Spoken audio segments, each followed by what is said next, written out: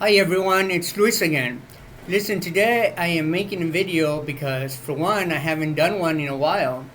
And second, because I am overwhelmed with blooms right now, then I have to share it with you. So first off, I want to start with this little miniature. This, I don't take full credit for it because this is part of the orchids that I ordered for our orchid sale. And this one is Paph fowliei variety album. Now, what I want to point out about this little path is that the lateral sepals, oh, what happened there? Sorry.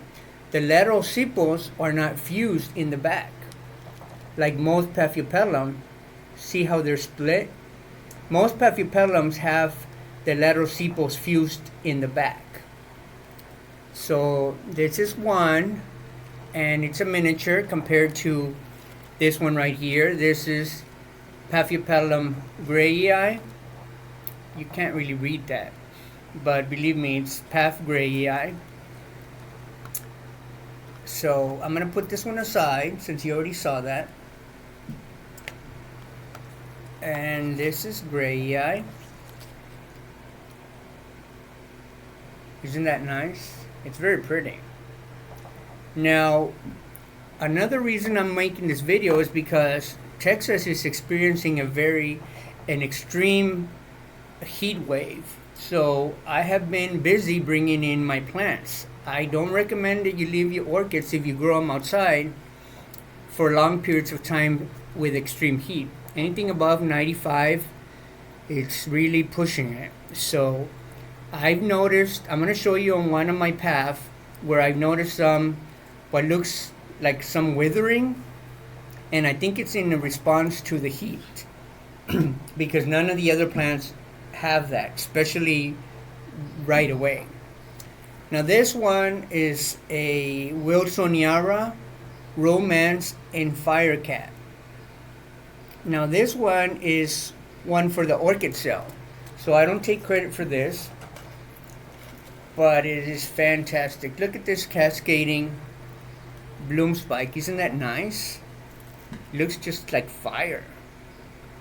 This thing's on fire. Unfortunately, it doesn't have any smell, any fragrance, but it's just stunning watching it just cascade like that. Isn't that amazing? Fantastic. So another one that I want to point out is I kind of take credit for this one, but not quite, because I bought this blooming size, and this is my Paph Rothchildianum. Now my Paph Rothchildianum is this one right here. Now this one, the petals were wider, and I think they're withering because, like I said, because of the heat stress. It's stressing them, so I brought it in, and it seems to do better. But what I want to do is compare it with my Paph Berenice, and you're going to see that they're both first-time bloomers, and you can tell because it's the first fan that has given out the blooms. So I will show you in comparison how they compare.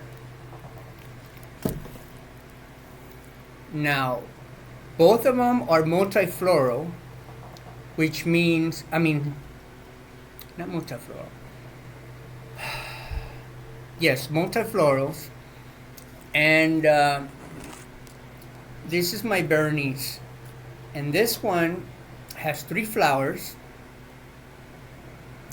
And the bloom stands on its own. Yes, it wobbles a little bit, but I managed to stake it in a way that it stays upright. So if you notice, the first flower that came out is this one on this side. And this flower is humongous compared to the Rothchildianum. See? But hopefully in time, the Rothchildianum will be bigger. The Rothchildianum first time bloom gave me 2 flowers, and the first time bloom for the Berenice gave me 3 flowers. There's a little tiny bud here. I don't think it's going to develop but we'll see. But like I said, I'm super happy. Now this one I've had for several years, so I'm super proud of this one. So let's go on to what else I have in bloom. Now you guys, there's right here, I have a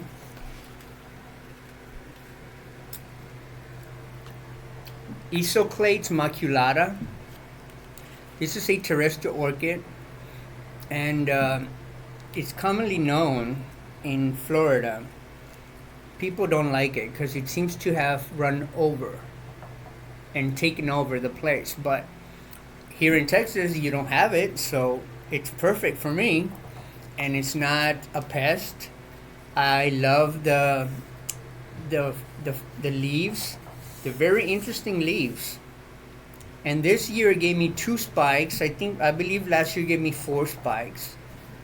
But I love it. To me they look like a little rabbit. I don't know if you can see it. But to me the flower looks like a little rabbit.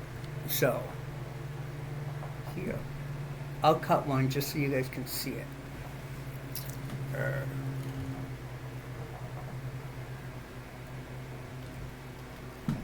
Here.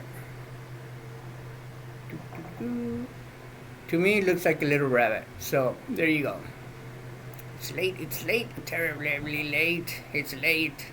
The rabbit is late. Anyways, that's my Isoclades Maculata. I do have a Phalaenopsis. I have 2 Phalaenopsis, but the other one's already withering, so I'm not going to show you that one. I do have this one. This one is Bill Zimmerman.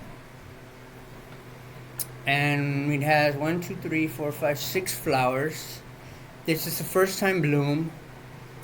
And I'm a little disappointed because the coloring, see how the coloring seems to have concentrated here? In the picture from what attracted me to buying this plant was that the most of the coloration was going to be in the top. Now I did a post on one of those Orchaholics groups, and I got very, very conflicting and different comments on why this happens. Well, yes, I understand it's a clone, but if it's a clone, it should be exactly the same. But why isn't it the same? Well, because of temperature differences, of growing conditions, yada yada yada, blah blah blah. So overall, I'm happy. I wish the coloring was where the picture showed it, but I'll try to grow it different next year. Maybe it'll change, maybe it won't, I don't know. It's already bought. I'm not gonna return it. End of story. So, what else do I show you? Oh, you guys seen Pinocchio? Pinocchio just lost the other flower. He had 2 flowers, and for the years already gave me 1, 2, 3. I'm going on the 4th flower already. Oops, this thing's peeing on me.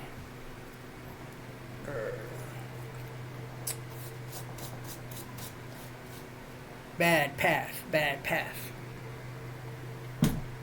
There. Okay, now let's go to, I have another Encyclia over there. It's alata. It only has 1 spike, but I'm not going to go into that one because it's too far out there. I'm going to show you